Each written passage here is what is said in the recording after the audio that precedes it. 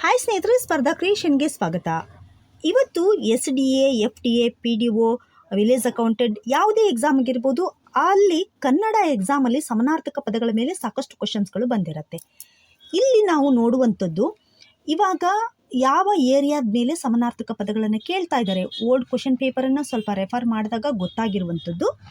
ಇಲ್ಲಿ ಪ್ರಕೃತಿಯ ಮೇಲೆ ಸಾಕಷ್ಟು ಕ್ವಶನ್ಸ್ಗಳು ಬಂದಿರುವಂಥದ್ದು. ಅಂದರೆ ಸೂರ್ಯನ ಮೇಲೆ, ಚಂದ್ರನ ಮೇಲೆ, ದೇವತೆಗಳ ಮೇಲೆ, ಸರೋವರ, ನೀರು, ವಾಯು, ಗಾಳಿ, ಈ ಥರದ್ರ ಮೇಲೆ ಮತ್ತು ಪ್ರಾಣಿ ಮತ್ತು ಪಕ್ಷಿಗಳ ಮೇಲೆ ಕ್ವಶನ್ಸ್ಗಳನ್ನು ಕೇಳ್ತಾ ಬಂದಿದ್ದಾರೆ. ಇಷ್ಟು ವರ್ಷದ ಒಂದಿಷ್ಟು ಕ್ವಶನ್ ಪೇಪರನ್ನು ಅನಾಲಿಸಿಸ್ ಮಾಡಿದಾಗ ಗೊತ್ತಾಗಿರುವಂಥದ್ದು. ಅದಕ್ಕೆ ಮುಂದೆ ಯಾವುದೇ ಎಕ್ಸಾಮಿಗಾಗಿರ್ಬೋದು, ಇವಾಗ ಬರುವಂಥ ಎಕ್ಸಾಮಲ್ಲಿ ಕನ್ನಡದಲ್ಲಿ ಈ ಥರದ ಕ್ವಶನ್ಸ್ಗಳು ಬರಬಹುದು ಅನ್ನುವಂಥ ಉದ್ದೇಶದಿಂದ ಮೋಸ್ಟ್ ಇಂಪಾರ್ಟೆಂಟ್ ಆಗಿರುವಂಥ ಒಂದಿಷ್ಟು ಸಮಾನಾರ್ಥಕ ಪದಗಳನ್ನು ನೋಡ್ತಾ ಹೋಗೋಣ. ಹಾಗೆಯೇ ಈ ವಿಡಿಯೋದ ಕೊನೆಯಲ್ಲಿ ಕೂಡ ಇಷ್ಟು ವರ್ಷ ಕ್ವಶನ್ ಪೇಪರಲ್ಲಿ ಬಂದಿರುವಂಥ ಸಮಾನಾರ್ಥಕ ಪದಗಳನ್ನು ಕೂಡ ನಾನು ಹೇಳ್ತಾ ಹೋಗಿದ್ದೀನಿ. ಸೊ ಡೀಟೇಲ್ಸ್ ಆಗಿ ನೋಡ್ತಾ ಹೋಗೋಣ. ಮೊದಲನೇದಾಗಿ ನಾವು ನೋಡ್ತಾ ಹೋಗೋಣ ಅರಸ. ಅರಸಗೆ ಸಾಮಾನ್ಯವಾಗಿ ನಮಗೆ ಗೊತ್ತಿರೋ ಹಾಗೆ ರಾಜ ಅಂತ ಹೇಳ್ತೀವಿ. ಸೊ ಇನ್ನು ಉಳಿದಂಥವುಗಳು ಏನಿದ್ದಾವೆ ಅಂತಂದರೆ ನೃಪ, ಅವನೀಶ, ಧರಣೀಪತಿ, ಭೂಮಿಪ, ರಾಯ, ನೃಪತಿ, ಇವೆಲ್ಲವೂ ಕೂಡ ಅರಸ ಪದಕ್ಕೆ ಸಮಾನಾರ್ಥಕ ಪದಗಳು. ಇನ್ನು ಆಕಾಶ, ಇದು ಪ್ರಕೃತಿಗೆ ಸಂಬಂಧಪಟ್ಟಾಗಿರುವಂಥದ್ದು. ಆಕಾಶ ಅಂದರೆ ಅಗಸ ಅಂತ ಗೊತ್ತು ನಮಗೆ. ಇನ್ನು ಉಳಿದಂಥವನ್ನು ನೋಡೋಣ.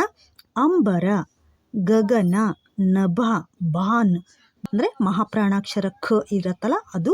ನೆಕ್ಸ್ಟು ಅಂತರಿಕ್ಷ, ಆಕಾಶಕ್ಕೆ ಸಮಾನಾರ್ಥಕ ಪದಗಳು. ಇನ್ನು ಆನೆ, ಆನೆ ಮೇಲೆ ಸಾಕಷ್ಟು ರಿಪೀಟೆಡ್ ಕ್ವಶನ್ಸ್ ಬಂದಿರುತ್ತೆ. ಆನೆ ಅಂತಂದರೆ ಗಜ, ಕರಿ, ಇಭ, ದಂತಿ, ದ್ವಿಧರ, ದ್ವೀಪ, ವರಣ. ಇವೊಂದಿಷ್ಟು ಗಜ, ಕರಿ ಇವಿಷ್ಟು ಗೊತ್ತಿರುತ್ತೆ. ಇನ್ನೊಂದಿಷ್ಟು ದಂತಿನೂ ಗೊತ್ತಿರುತ್ತೆ. ಉಳಿದವನ್ನ ಸ್ವಲ್ಪ ನೋಡ್ಕೊಳ್ಳಿ. ನೆಕ್ಸ್ಟು ಕಮಲ, ಇದ್ರ ಮೇಲೂ ಕೂಡ ಸಾಕಷ್ಟು ಕ್ವಶನ್ಸ್ ಬಂದಿರುವಂಥದ್ದು.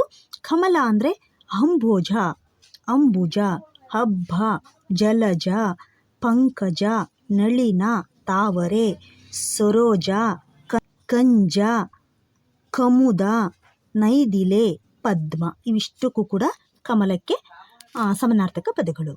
ನೆಕ್ಸ್ಟು ಕೃಷ್ಣ, ಇದ್ರ ಮೇಲೂ ಕೂಡ ಬಂದಿರುತ್ತೆ. ಅಂದರೆ ದೇವತೆಗಳ ಮೇಲೆ ಬರುವಾಗ ಕೃಷ್ಣ, ಸರಸ್ವತಿ, ಲಕ್ಷ್ಮಿ, ಶಿವ ಇದ್ರ ಮೇಲೆ ಬಂದಿರುತ್ತೆ. ಸೊ ಕೃಷ್ಣನ ಮೇಲೆ ನೋಡೋದಾದರೆ ಮುಕುಂದ, ಮುರಾರಿ ಗೊತ್ತಿದೆ ನಮಗೆ. ಅಚ್ಯುತ, ಅಸುರಾರಿ, ಗೋಪಾಲ, ಮುರಾರಿ, ಶೌರಿ. ಈ ಶೌರಿ ಅನ್ನುವಂಥ ಪದ ಲಾಸ್ಟ್ ಒಂದು FDA ಬಂದಿತ್ತು. ಸೊ ಹರಿ, ಇದು ಕೃಷ್ಣಗೆ ಸಂಬಂಧಪಟ್ಟಾಗೆ. ಇನ್ನು ಗಣಪತಿ, ಸೊ ಗಣಪತಿಗೂ ಕೂಡ ಬಂದಿರುತ್ತೆ. ಕರಿಮುಖ, ಗಣೇಶ, ಗಜಾನನ, ವಿನಾಯಕ, ವಿಘ್ನೇಶ್ವರ, ಬೆನಕ, ಇವೆಲ್ಲವೂ ಕೂಡ ಬರುತ್ತೆ. ನೆಕ್ಸ್ಟು ಗಾಳಿ, ತುಂಬಾ ಇಂಪಾರ್ಟೆಂಟ್. ಸೊ ಗಾಳಿಗೆ ಸಂಬಂಧಪಟ್ಟಾಗೆ ಅನಿಲ್, ವಾಯು, ಪವನ, ಮಾರುತ, ಪವಮಾನ, ಎಲರ್, ಎರಲ್, ಇವಿಷ್ಟು ಕೂಡ ಗಾಳಿಗೆ ಸಂಬಂಧಪಟ್ಟಾಗೆ. ಚಂದ್ರಗೆ ಏನೇನೆಲ್ಲ ಸಮಾನಾರ್ಥಕ ಪದಗಳಿದ್ದಾವೆ ಅಂತ ನೋಡ್ಬೋದು. ಚಂದ್ರ ಈಗಾಗಲೇ ಒಂದ್ಸರಿ ಕ್ವಶನ್ ಬಂದಿತ್ತು. ಚಂದ್ರಗೆ ಆಪ್ಷನ್ ಬಂದಿರುವುದು ತಂಗದಿರ ಬಂದಿತ್ತು. ಇಲ್ಲಿ ನೋಡೋಣ ಸಮಾನಾರ್ಥಕ ಪದಗಳು. ಉಡುರಾಜ, ಇಂದು, ರಾಜ, ಶಶಿ, ಶಶಾಂಕ, ಪೆರೆ, ತಿಂಗಳ, ತಂಗದಿರ ಅನ್ನುವಂಥದ್ದು ಚಂದ್ರಗೆ ಸಮಾನಾರ್ಥಕ ಪದಗಳು. ಇನ್ನು ಬಂಗಾರ, ಬಂಗಾರಕ್ಕೆ ಏನೇನು ಬರುತ್ತೆ ಅಂದರೆ ಪೊನ್, ಚಿನ್ನ, ಸುವರ್ಣ, ಹೊನ್ನು, ಅಪರಂಜಿ, ಕಡವರ, ಕಸವರ, ಕಾಂಚನ, ಮಿಸುನಿ, ಇವಿಷ್ಟು ಕೂಡ ಬಂಗಾರಕ್ಕೆ ಸಂಬಂಧಪಟ್ಟಿರುವಂಥದ್ದು. ಇನ್ನು ನೀರು ತುಂಬಾ ಇಂಪಾರ್ಟೆಂಟ್. ಆಪ್, ಅಂಬು, ಜಲ, ಜಡ, ಜೀವನ, ವನ, ವಾರಿ, ಸಲೀಲ. ನಾವು ವನ ಅಂದ ತಕ್ಷಣವೇ ಕಾಡು ಈ ಥರ ಅಂದ್ಕೊಬಿಡ್ತೀವಿ. ಬಟ್ ನೀರು ಅಂತ ಏನಾದರೂ ಕ್ವಶನ್ ಬಂದುಬಿಟ್ಟು ವನ ಅನ್ನುವಂಥದ್ದಲ್ಲೇನಾದರೂ ಬಂದಿತ್ತು ಅಂದರೆ ಇವ್ಯಾವ ಆಪ್ಷನ್ ಇಲ್ಲದೆ ವನ ಬಂದಿತ್ತು ಅಂದರೆ ನೀವು ವನ ಅಂತ ಹಾಕ್ಬೋದು. ನೆಕ್ಸ್ಟು ಪರ್ವತ, ಪರ್ವತಕ್ಕೆ ಸಂಬಂಧಪಟ್ಟಾಗೆ ನಗ, ಆಗ, ಅಚಲ, ಅರ್ದಿ, ಗಿರಿ, ಬೆಟ್ಟ, ಶೈಲ, ಘಟ್ಟ. ಇನ್ನು ಬೆಂಕಿಗೆ ಸಂಬಂಧಪಟ್ಟಾಗೆ ಅಗ್ನಿ, ಅನಲ, ಪವಕ, ವಾಯುನಿ, ಕುತಾಶನ, ಚಿತ್ರಭಾನು, ಇವಿಷ್ಟು ಕೂಡ ಇಂಪಾರ್ಟೆಂಟ್ ಆಗುತ್ತೆ, ಸ್ವಲ್ಪ ನೋಡ್ಕೊಳ್ಳಿ. ನೆಕ್ಸ್ಟು ಭೂಮಿಗೆ ಸಂಬಂಧಪಟ್ಟಾಗೆ ಇದ್ರ ಮೇಲೂ ಕ್ವಶನ್ಸ್ ಬಂದಿತ್ತು. ಭೂಮಿ ಪೃಥ್ವಿ, ಭೂ, ಅವನಿ, ಧರಣಿ, ಇಳ, ಇಳೆ, ಊರ್ವಿ, ಧರ, ಧರುಣಿ, ಖೂ ಇದಿಷ್ಟು ಭೂಮಿಗೆ ಸಂಬಂಧಪಟ್ಟ ಹಾಗೆ. ಇನ್ನು ಭ್ರಮರ ಅಂದರೆ ದುಂಬಿ ಅಂತ, ಭ್ರಮರ, ಅಳಿ, ಅರದಿ, ದುಂಬಿ, ತುಂಬಿ, ದುಂಬಿ, ಭೃಂಗ, ಮಧುಪ. ನೆಕ್ಸ್ಟು ಮಗ, ಮಗನಿಗೆ ಧನುಜ, ಕುವರ, ಕುಂಹಾರ, ಪುತ್ರ, ಕಂದ, ಅಣುಗ, ಅರ್ಭಕ.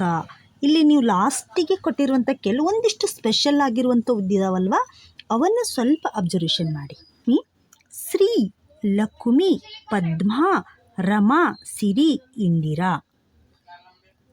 ನೆಕ್ಸ್ಟ್ ಶಿವನಿಗೆ ಸಂಬಂಧಪಟ್ಟಾಗೆ ಶಿವ, ಈಶ, ಈಶ್ವರ, ಅಭವ, ಗಿರೀಶ, ತ್ರಿಶೂಲಿ, ತಿಸುಳಿ, ಪಿನಕಿ, ಮುಕ್ಕಣ್ಣ, ಪಶುಪತಿ, ಹಣೆಗಣ್ಣ, ಪೆರದೆಲೆಯ, ಇಂದುಶೇಖರ, ಗಿರಿಜಾಧರ, ನಂದಿವಾಹನ, ನಾಗಭರಣ.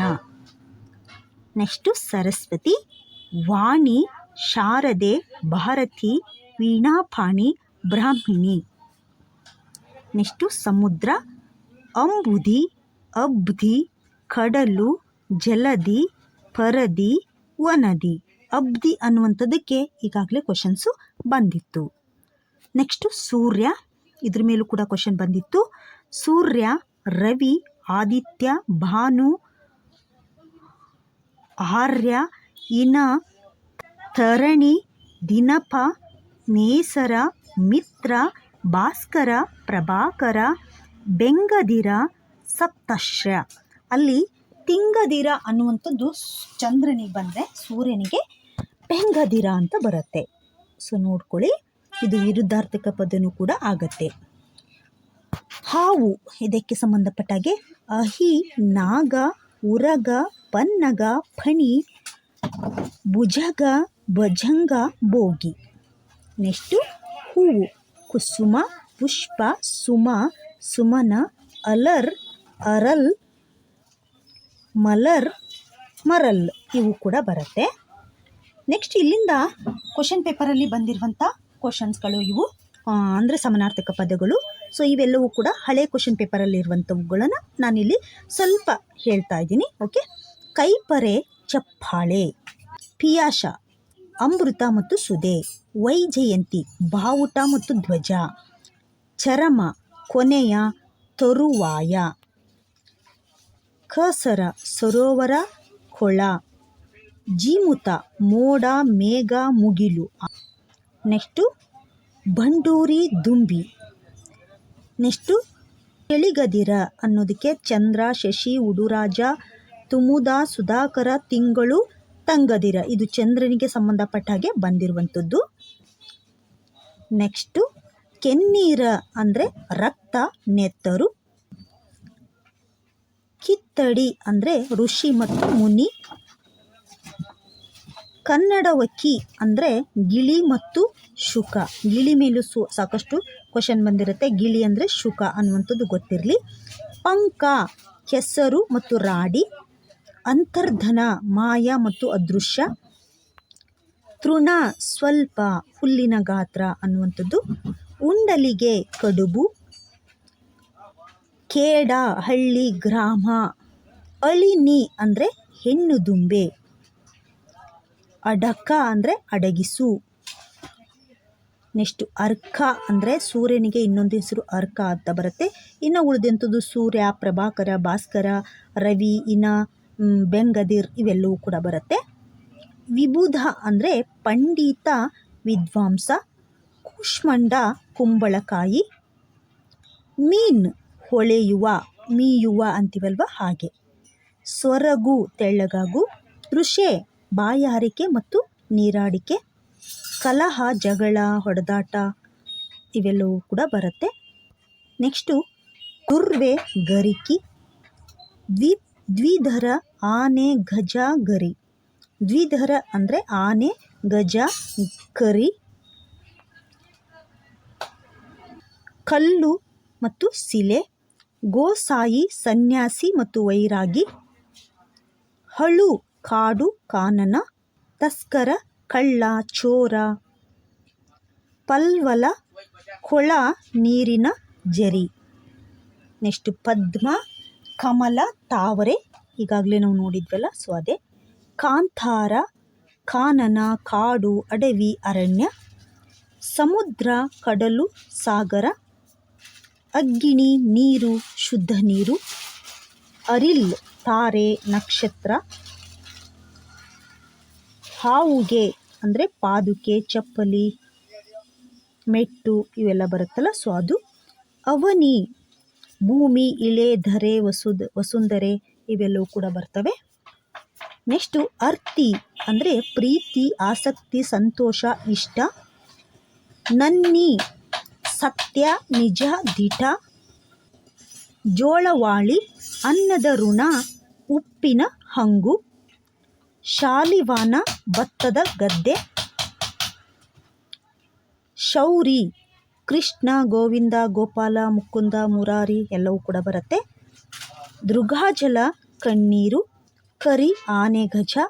ಶುಕ, ಗಿಳಿ, ಗಿಣಿ ಮತ್ತೆ ಬಂದಿದೆ ನೋಡಿ. ಘರ್ಮಜಲ, ಬೆವರು.